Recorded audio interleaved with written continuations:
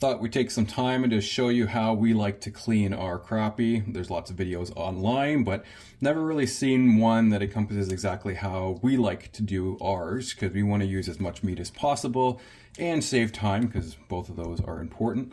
So first thing we like to do is we're going to take our crappie. We have a sharp knife, and we're going to make an angled slit from the top of the back all the way down, so just behind these bottom fins. So we'll go right behind the gill plate, straight into the fish, and then all the way down. And we're going to flip the fish over and do the same thing. We're going to be coming from behind here, and we're going to come all the way up to the top. So one big slice in here, all the way through. Now, depending on your knife, you can use your knife for this next step, but I like to save my blade and take a pair of kitchen shears and actually just come in and cut the spine with some shears. There you go, right there.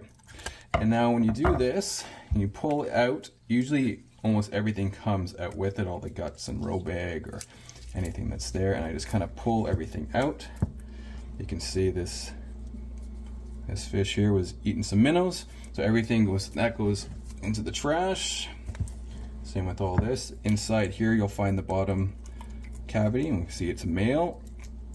I'm gonna just clean that bottom cavity out. Now, I find that people overlook is the fish wings. And when it comes to, you've probably heard the term fish wings when it comes to walleye, but crappie have actually lots of good meat, especially the big ones right around here, but even the little ones have good ones. So what I like to do is there's a little seam right behind the gills, and I'll just make a little snip. And then with my left hand, I'm holding the head. My right hand, I'm gonna put my thumb underneath, and then I'm just gonna pull and kind of twist, and this all kind of comes apart. So now the head really doesn't have anything left on it. The cheeks don't usually get big enough for anything in there, so that's garbage. But now we're left with this big chunk of wings that are attached. I like to separate my wings just for even cooking, so I'll make a slice straight down the middle, and then usually you can kind of peel it, bend it apart. Now there's a bone right in the middle here that holds these two fins together. I like to take that out because it's really kind of gets in the way when it comes to the next step. So I'll just make a slice down the end, and you can see it sticking up right here. So get my thumb underneath of it and then just kind of peel it right off. So that's that little bit that can go in the trash. So now you end up with the two wings. So at this stage, now what I'd like to do is gonna just fillet it like you would a normal fish. So knife down, and I'm just kind of going in between the skin, and then that will pop off, and there's a giant chunk of meat in here. And not only is that all meat edible, but the actual fins themselves get really crispy like a chip. And I know it may sound weird, but it's excellent eating. And not only these wings, but the wings all on the fish here, and the tail and the top fins even, they actually get really crispy. So, but I'll show you that next. But when it comes to the wings, that's your typical wing, and you can see on the outside, if you didn't peel it off, there's still some scaly skin here. So there's one wing down. We'll flip this around, and same thing, keeping my knife flat against the board, and there's all the scaly skin, and that can just be thrown away. And now we're left with our second wing. So there's two really nice pieces of fish that usually gets forgotten about. So I'll put those off to the side. So the next part is the cavity, the actual meat and more recognizable part of the fish that most people will eat. Just gonna get a quick little wipe up here.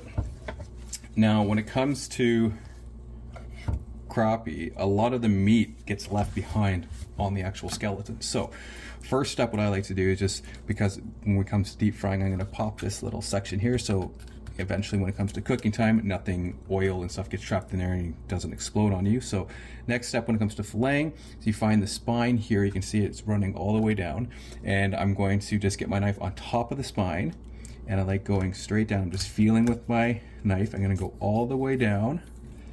I'm going to try to keep on top, make sure I'm staying on top and not slipping to the other side. And if you slip over, that's okay. You just kind of work back just a little bit.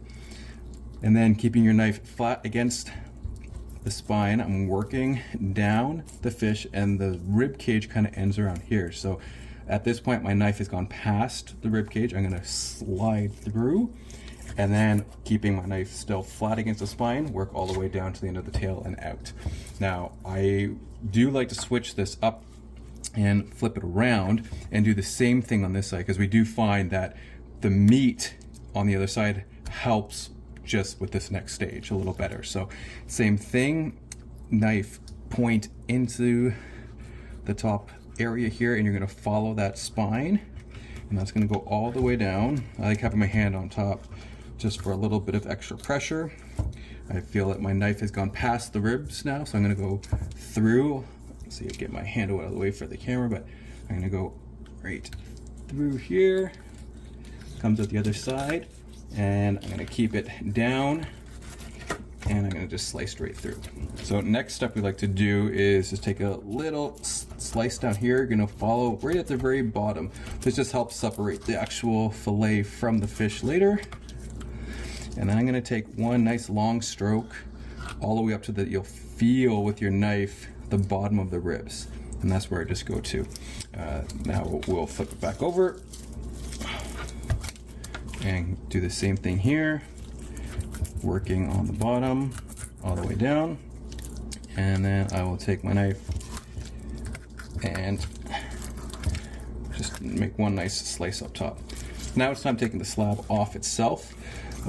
You take your knife and you're following the ribs, and you're going to find the ribs make a little bit of a turn down at this stage. So I'm just keeping my knife right against it, angled with the same angle of the ribs, and keep slicing. And then there's one fillet there.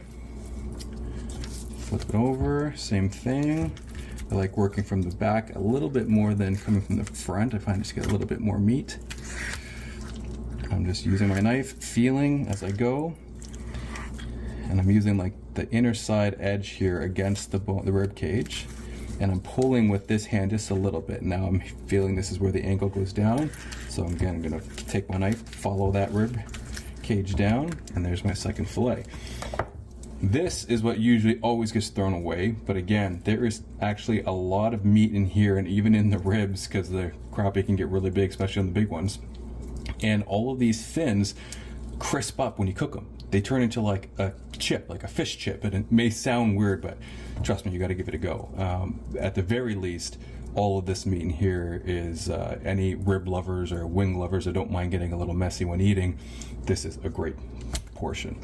So that's done, and now time to get the actual meat off the fillet. So we just keep the knife down just like you would almost any other fish, right against the skin. Take your time so you don't lose all the meat. And you have one fillet there, and you'll see kind of like in a V shape, and that's where that rib cage was. And that's the skin that's left over, and that can get tossed away. And we'll do the second one. Again, working from the tail towards the front, keeping my knife flat against the skin.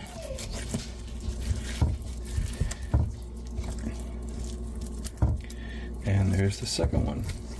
Get rid of the skin, and there you have it. We have two beautiful fillets. We have a whole rest of the skeleton with tons of the leftover meat. My knife kind of went over there a little bit, but we know we're not going to waste it. And we have the two wings, and that's how we like to do our crappie.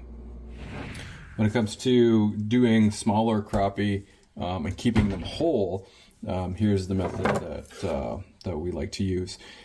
All you have to do is do the same process as before, how we cut the head off on an angle, and you pull the guts out and everything, and you're kind of this is the stage that you're left with. The wings we've already taken off. So the next step you would do if you want to do a whole is make a slice straight down here, right on top of the dorsal fin, just on the other side as well. And then this part, just pull from the back end, and it will just pull right out. So you have all these kind of pokey bones, so that's garbage. And then on the bottom fin, same thing, slice down, just slice right against it, another slice straight down there, and then pulling from the back again, you just pull up, and you get all those bones out of there. So now that you're left with this, all you would have to do is scale it out. So I'll grab another knife for scaling.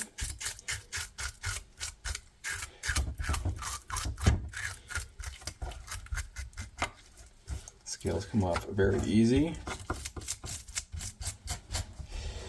And that's one side. Flip it over. The other side, working from the tail all the way up.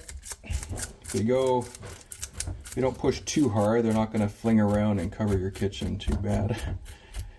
You can also shove this into a bag, which I would normally do is have this inside of like a plastic grocery bag or a big Ziploc bag, and that will catch all of the scales as well. So now that all the scales are gone, then all that's left to do is you kind of make some slices, like 2 or 3 little slices on each end.